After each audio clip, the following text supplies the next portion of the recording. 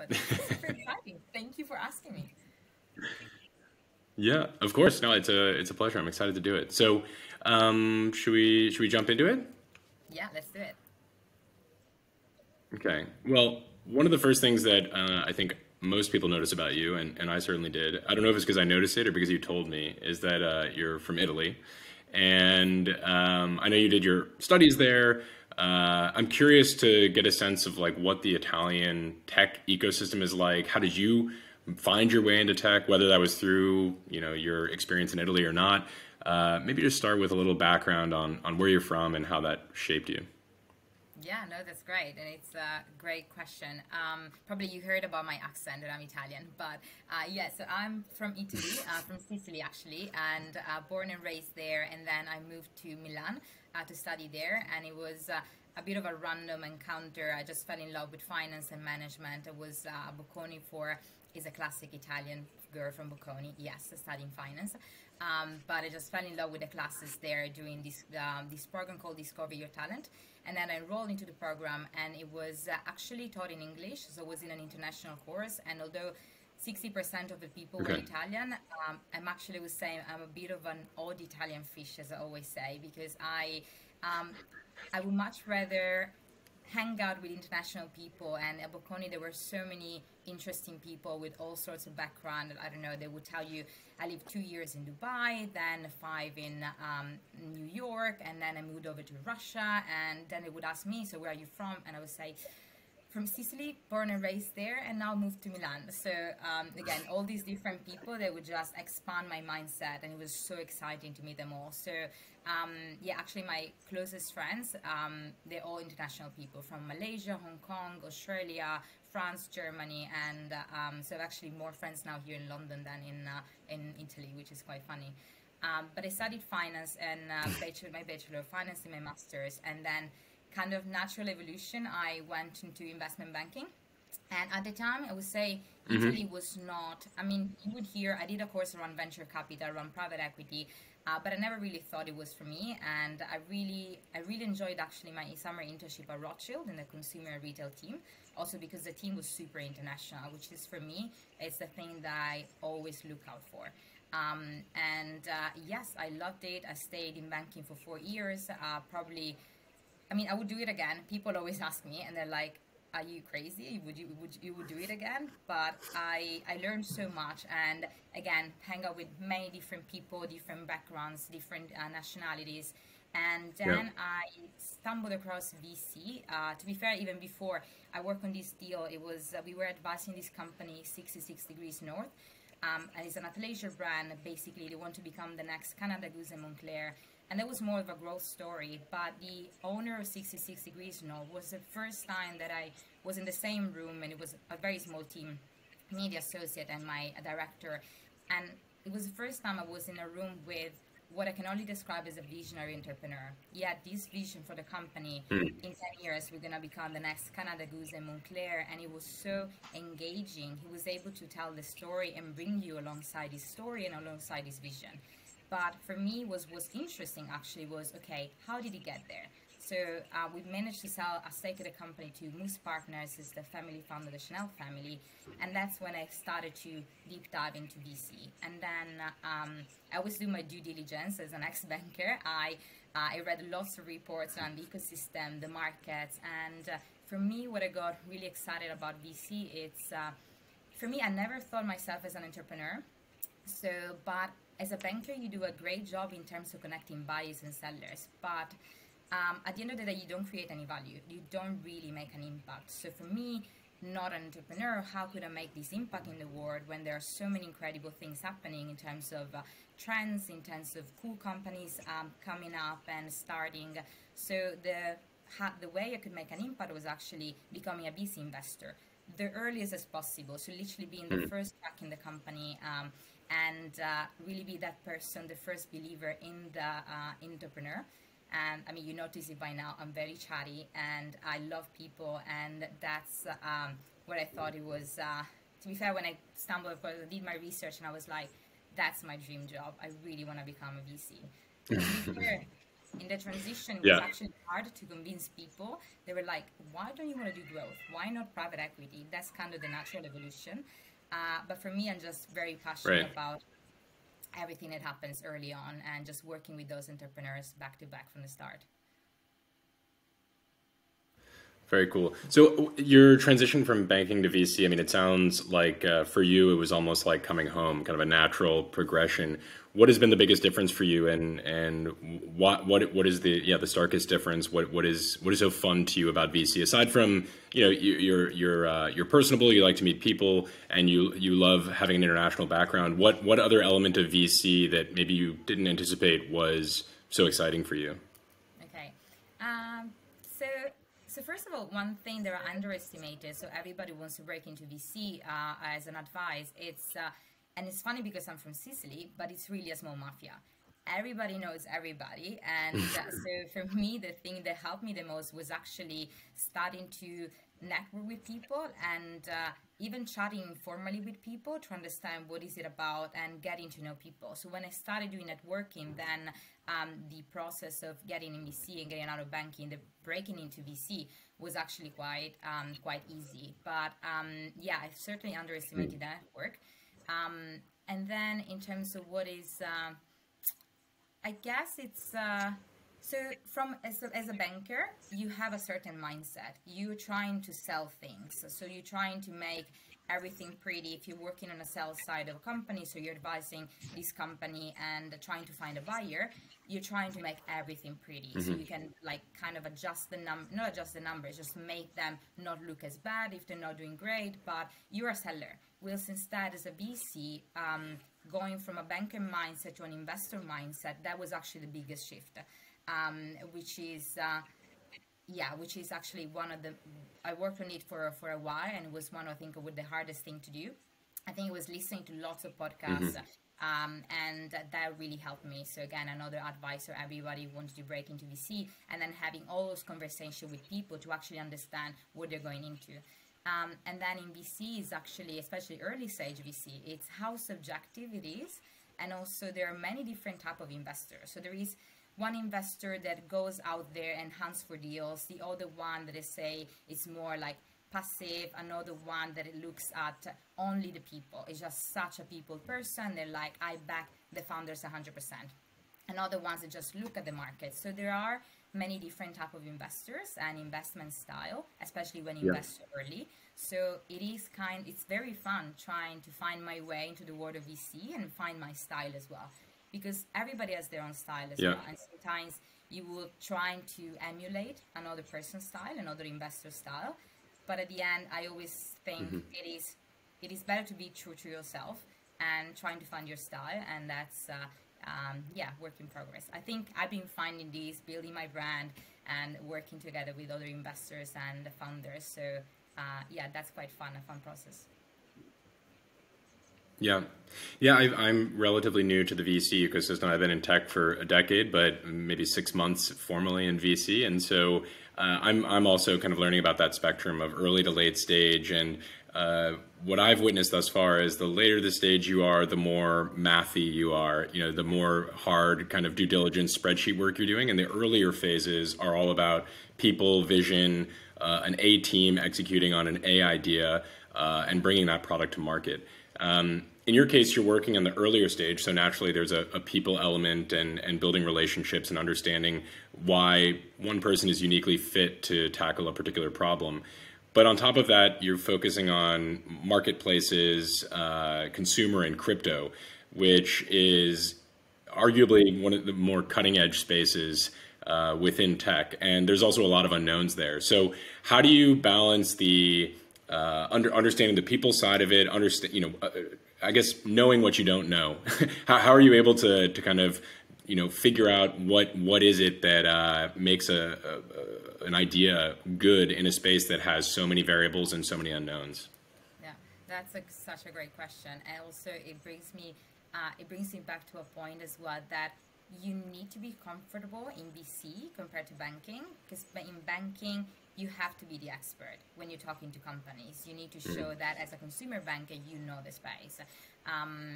While in VC, you need to be comfortable not being the smartest person in the room. You need to let the entrepreneurs talk and show you that they are, as you said, the people, the best people to execute on whatever product and whatever solution they're building. So that is one. And also, I think also VCs as well as sometimes funders, we suffer from, as you say, like when you can't focus for too long on one thing. So that is also me. I'm ADHD, maybe. It's like, what is the English word? I don't even know that in Italian actually. But it's just, yeah, I'm like a hummingbird. I'm so curious, going from one topic to another topic to another topic. But then, as you said, you work on many different things and many different sectors, many different topics. But at the end of the day, for me, is like founders. I look for founders who have true and unique insights into the market and into the problem and into that solution they're building. So it doesn't necessarily have to be that the founders come from the space, because sometimes founders are so passionate about solving for a problem, and they see the problem, even they stumble upon it, and they're like, okay, I need to solve this now. And then they do everything, they go down the rabbit hole, and they do everything to make them experts. And then it's also about their ability as well as a founder to, as I mentioned, like the Helgi from 66 Degrees North, he was able to bring people alongside his vision and bring people into his vision. So you need to be able as a founder to attract talent and to make them want to join you. And I was interviewing a founder recently, and he said, and someone else said about him, that he's just able to bring people on board. You talk to him and you do want to work for him, you do want to work with him, and you want to join him. So that's absolutely key as a founder. And then when you think about marketplaces to consumer and crypto, I think with crypto compared to the other two, so in consumer, there is a lot of noise. And so it's very hard to discern among the noise that is in consumer. So that is actually quite hard to invest in the space. And I was recently at an investor lunch with over female investor they organized, and someone was saying, yeah, I don't invest in consumer because it's just hard. There's so much noise. I take myself out of the equation. Which for someone else is like, right. I'm all in. It's hard. It's tough. That's for me. It was in crypto that. Yep. There's also an additional element of risk. So as pre-seed investors, you are comfortable, generally speaking, about X percentage of risk, because you don't know where the market is going, but you do have faith that, okay, this is where the market is going. And I do believe this is the team that is going to be able to execute on the vision and is going to build an amazing solution. And then so you back the team, and potentially if you like look at the market and you think it's great market to invest in, you're all in. But in crypto as well, there is so much more uncertainties. So you need to be able to be there is an extra level of uncertainty, and you need to be willing to say, okay, I don't know even more, but I'm going to invest in that. So for classic like Web 2 investors, let's call them Web 2 investors, traditional investors, sometimes it is tough, and there is a lot of education. We always talk about education in crypto market, but a lot of education that needs to happen even within the firm in order to be able to make those investments. Yeah. Well, I like your analogy of being a hummingbird, and that certainly applies within the scope of your role. But at Speedinvest, if I'm understanding correctly, you have multiple verticals that you go after. So within the fund itself, you probably have that same hummingbird effect internally. So are you spending a lot of times with colleagues that are focused outside of marketplace, outside of consumer, and getting a sense for how they operate? And are there any particular learnings from people in your orbit at Speedinvest that have, clued you into a new tactic or new approach to sourcing deals or identifying talent? That's a great question. And I've been working actually a lot because I look at crypto, as you mentioned, so Web3 a lot, and I work with Dominic Topshell. He's on the SaaS and Infra team, and I call him my crypto hat, but don't tell him I call him that. He hates it. But he's a developer as well, ex-lawyer, and he's absolutely the king of DeFi. So I work with him a lot because sometimes I'm not a crypto savvy. I understand crypto on a basic level, but the way I look at crypto is the opportunities at the intersection of crypto and consumer. So I come I look at the consumer application built on top of blockchain, but as well as a lot of like infra layers, but because in crypto at the end of the day is an horizontal trend, so it touches multiple teams. So work a lot with Dominic, and all the teams have different approaches and different styles. So I think I'm taking like the best practices from every single team. I work a lot with, previously it was Charlie Bowles at Speedinvest, he now joined Portofino, a fintech, a crypto startup. And yeah, I guess for me, like the type of investor that I am, I mean, you've probably been seeing like content production. Now I started a podcast, is more building my brand and go hunt for deals. When I joined Speedinvest, everybody said, okay, Paola, you've been at Speedinvest for like 2 hours and your network is as if you've been here for a year. But the moment I understood, okay, I misrepresented and undervalued the power of networking in VC, I started working on it. So for me, working on my network is really important. And now I see a lot of top of the funnel, like deals, and still, again, all in work in progress, all week working on it. But I want to go out and hunt for deals. And then you also, I think it's also learning about be cautious with your time, because you can always have X many coffees, X many catch up with investors, but it's a learning in terms of also who are the people like you trust and they will bring you good deals and you can work together. So in this sense, actually, more recently I've been organizing female investors catch-ups, and because for me, I'm really keen to create a more collaborative environment in VC. And especially I found myself also when I was in banking, sometimes there is not much support and collaboration between female investors. It could be female bankers, because there is just none. So I think there is so much that we can do together in terms of even, sometimes we don't really overlap either. So passing the deals, I mean, I take it like, I like an angel friend, and then I take it like for the pre-seed, and then I send it off like another friend of mine who works at the seed fund, and maybe multiple friends, because you can co-lead and follow on. So there's so much that we can do, and so that's also another thing that I'm currently doing as a strategy for to be an investor. I want to explore the idea of building personal brand. I mean, I think in whatever line of business you're in, that's an important facet. But if you look 20 years ago, there were maybe 3 to 5, primary name brand VCs that had all of the deal flow, and slowly that's decentralized over time. And now it's not uncommon for someone with a media brand or an ex-founder to like build their own personal brand and become an angel investor or early stage investor. There's plenty of podcasts out there, YouTube series. There's other people who are experts in a particular domain, and they've really kind of reorganized or re-architected the way that deal flow happens and where founders want to take capital from. So there's a complete kind of restructure going on. I'm curious, what it's been like for you building content on the side. So we'll talk about the new creator economy report that you've worked on. But have you seen incremental deal flow, or I don't know, how has it changed the dynamics of the way you operate and the opportunities you have within your sector? Yeah, no, that's a great question.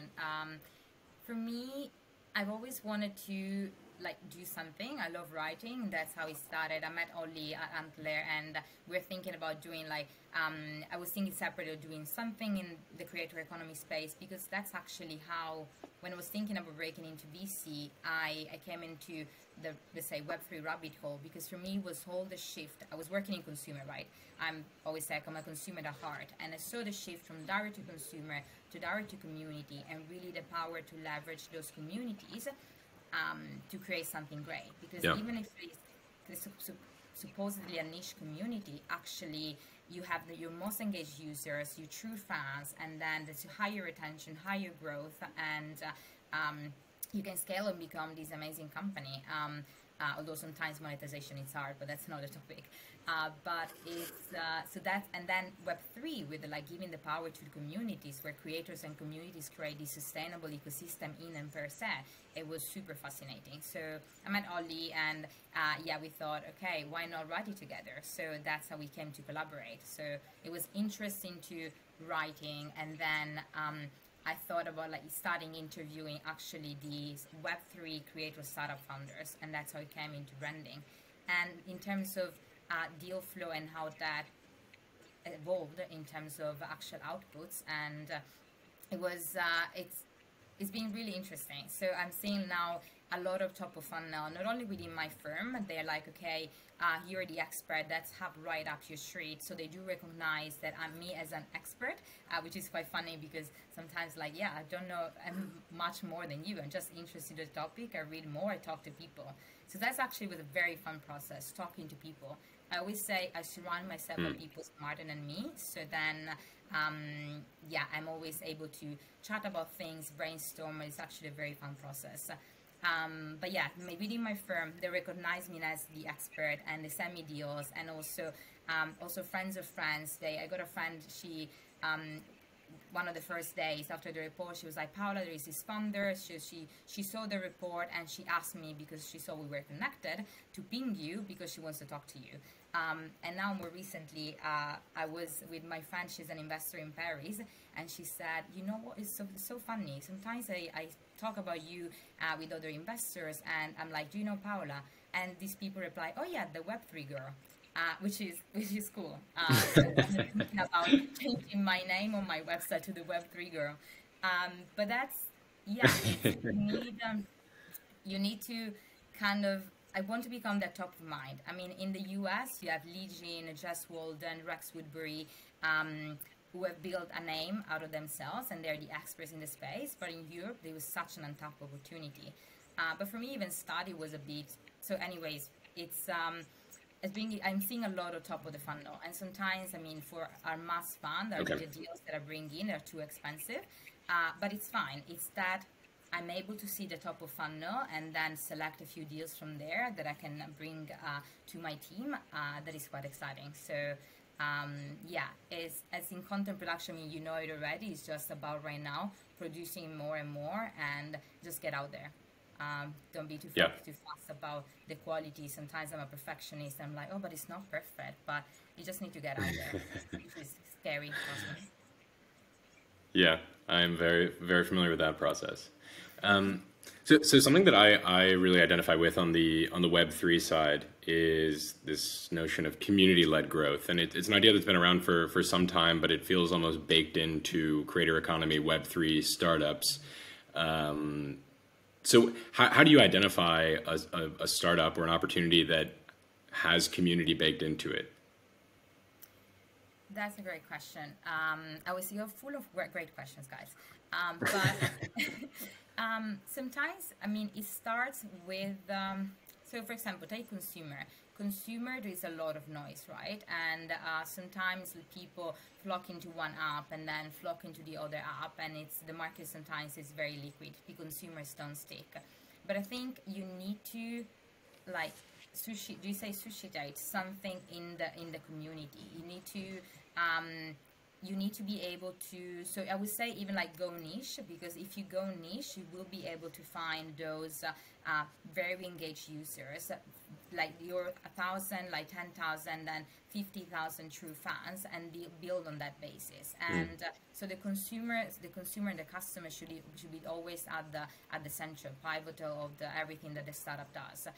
So in my start, a few metrics could be, okay, how big is the community, even if it is like a wait list. Sometimes, because we invest so early, sometimes the product isn't even launched, so you look at the wait list. You look at when you have like a launch product, okay, how big is the community, how engaged is the community, and look at all the metrics, DAU, MAU, so on and so forth, and how much time people are spending in your app, how people are interacting with the app. And if we move on to like consumer in the sphere of Web3, is also who's the community you're attracting? Because sometimes are they just speculators, or are they using the utility and utilizing the utility in the right way? Because I think in consumer applications built on top of blockchain, you kind of need to have also that immediate utility and that basically those financial benefits by which people can. So say again, like those, you need to be able to make people benefit from the short term. So if I get into this app, I use this app, I need to see the utility right away. If I have this avatar, okay, what can I do with this avatar? What perks does this avatar open to me? So I need to, and as a consumer, as an average mainstream consumer, I need to be able to understand what can I do, what I cannot do, how do I interact, and how do I benefit from it? And that's it. Simple. But also because I want to attract, I want to build something that is going to be there for the long term. So I need to attract those long-term users, and so I need to be building a model that enables me to retain those users. So there needs to be a long-term financial benefit. So why do the users want to stay with me in the long term?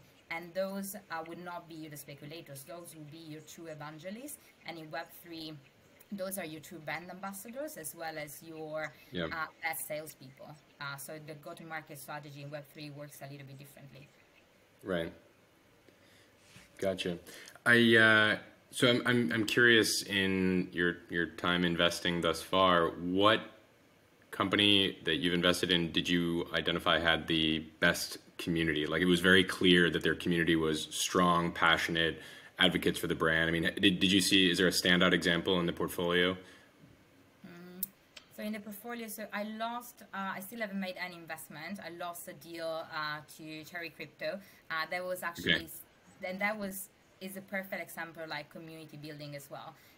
That is like Otter Space, so I can talk about that. And because in Web3 also the community aspect is very interesting. So Otter Space, they basically starting from enabling the next generation of contributors find their way in the DAO universe. And the DAO universe is very liquid. People go and contribute to one DAO, they move on to the other DAO, and so DAO leaders really struggle onboarding talent and onboarding these new members as contributors. So there is a need for better tooling in terms of DAO onboarding, and also like educate them and onboard DAO members and connect them with the best DAOs. So what they were doing is basically starting from working on the experience, on onboarding the people and on the experience process, and then moving on to becoming, so the go-to-market strategy is to become the platform to run your DAO community. So kind of the Web3 workflow tool. But what they were really focused on, and what I really like, is that sense of community. So for them, it was really important to, and sometimes a lot of these crypto consumer applications built on top of blockchain are very crypto native and designed for crypto native users. So they're not, the experience is not great, the UX UI is not great. So they were very focused on improving that and improving the experience, and everything will start from the community. So they started, apart from the fact they were involved in a few DAOs from early on, they started from the community, building that community, building that hype, and then designing everything was designed around the community at the center. So it was very inspired by the founders there. Really sad we lost it, but that I think is the best example of community. I think the example you made of the example you just gave of trying to bridge the gap between people who are crypto native and those who aren't, I think there's a pretty big opportunity in building companies around solving for that problem. So whether that's through UX and design or what have you, I've kind of heard a lot of rumblings around companies being built that are trying to onboard the next, I don't know, 1 million people or 50 million people into the world of DeFi, crypto, Web3. As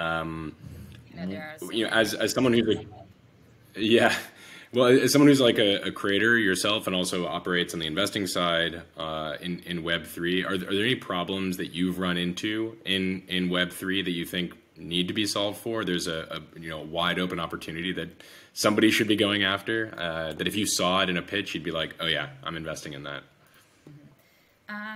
So I think, and I saw something about the discovery as well. So I'm very interested in the way, because again, there are lots of DAOs and a lot of communities, a lot of projects. So it's something, although like monetization would be really tricky now, being like more of an investor mindset, but it's how do you navigate the world of DAOs, the world of crypto projects for even people, because I look at, again, a crypto and a consumer as to how do you onboard the next 20, 50, 100 million people in crypto is actually, for me, by the consumer applications built on top. But again, it's very hard, and it's targeting the mainstream average user who is non-crypto savvy, who is non-technical. And like a lot of creators, a lot of people, 85% of people plus, they're non-technical. 87% of people, they don't know what metaverse is. So I think it's that process of education as well as discoverability and really understanding where are the best which are the best projects to join, which are the more interesting, also kind of having as a social feed as well, as a social discoverability platform. Like you have your friends and like, I don't know, I follow you and I see you're working on this project and this other project, and like, okay, that is cool, like let me know, I want to understand more about this project. So that is something very interesting, as well as how do people talking about working in Web3, how do people would interact moving on to like Web3, and how do people work in Web3? Yeah. A lot about, and again, one of our portfolio companies doing that. A lot of brands right now and companies want to get onboarded into the metaverse, but how do you do that? That is also super, super interesting. Yeah. Yeah, actually, I spoke to someone who's based in the UK that you might know, Mike from 3DM. He's the CEO of 3DM, and he works with a lot of luxury brands to mint NFTs and kind of bridge the gap between, fashion and luxury and the metaverse and the real world. So they're doing some interesting kind of experimental work over there. Maybe I can introduce you. So I'm thinking about like this future where we all live in kind of a Web3 world. And it seems like the trend is moving towards, everyone in some capacity is going to be a creator. I mean, that's kind of in some ways the promise of Web3 is it unlocks the potential of everyone to be a creator and a contributor and to have ownership. So I'm curious, like inevitably there will be some massive societal shifts, but what is your vision? What do you think of when you think of like a fully Web3 world 10 or 15 years from now? What does that look like when the 50 million additional people are onboarded into Web3? No, that is interesting. I think, so it's what is interesting is not only the people onboarded onto Web3, so what creators are going to do with Web3 is also how people will collaborate in Web3, because like Web3 by default and the community aspect of Web3 is a lot about collaboration. So basically working together.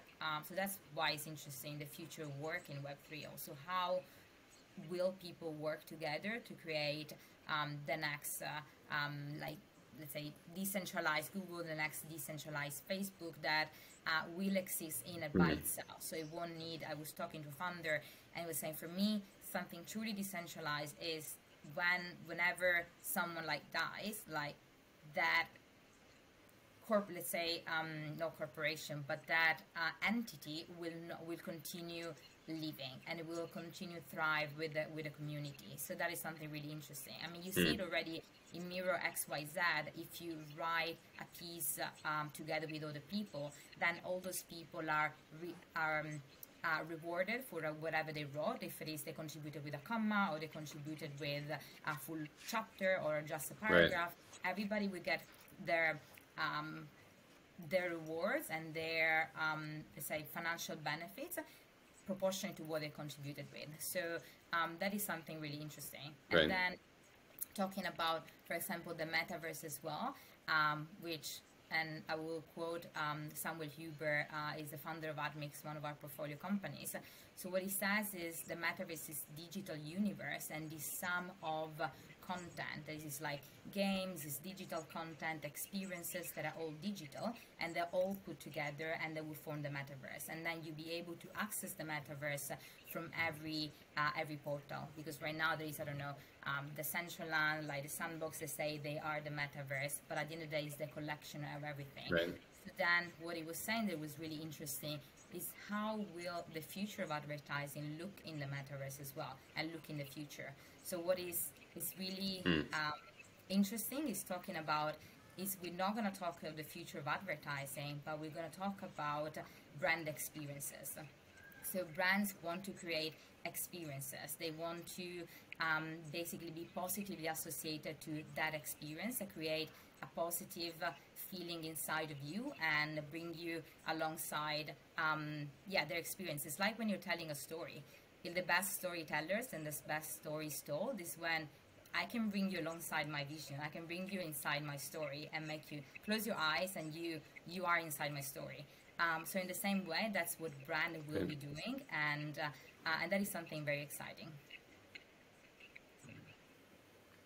Very cool.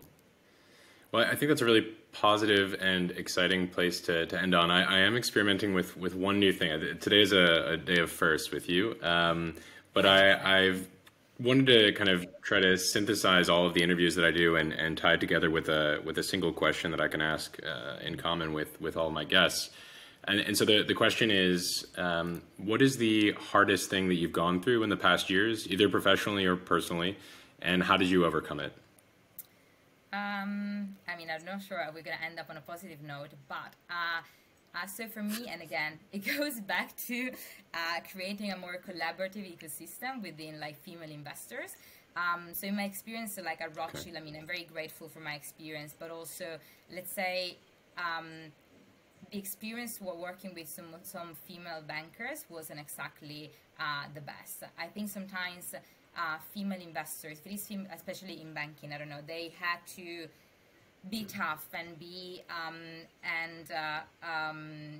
tough and show is taking more, let's say, male characteristics to show that they can crush it and they can be the best at their job. So let's say I had a few I worked a lot with this female banker, and let's say after the first experience, I was rarely working with her. So I guess for me, sometimes females do not support other females in the workspace, especially working in finance, because again, it's such a tough environment, very male-oriented. So again, what doesn't kill you makes you stronger anyway. So you did realize it's also taking that, like, work is one thing, but also, and then personal life is just keep them separate, but at the same time is just don't let anybody like crush you or like crush your dreams. So just go for it. And I think it's also linked to a lot of insecurities as well from other people. But it just don't listen too much what like everybody else is saying or how everybody else is acting, because at some point I kind of felt it led me to kind of adopt the same aggressive behavior, but then I'm like, that's not me. I'm typically very naive. I like to trust people and think the best of people, and then it's on you to actually live on that, and don't waste, let's say, the trust I have in you. So I guess it's just, don't let anybody crush your spirit or crush your personality, and just maybe find better people to work with. Yeah, and it sounds like a good call to action to for your women in VC dinners or get-togethers that you have. Yes, support each other and help lift each other up. Don't bring each other down. So, awesome. Well, I really appreciate your time. Yeah, this is a lot of fun, and we'll do it again soon. I'm sure I'll see you in Paris, and next time I come to London, I'll let you know. I'll be in Paris soon as well. I'll ping you. Okay. I have to go to Barry's with you sometime. It sounds like you're a regular there now.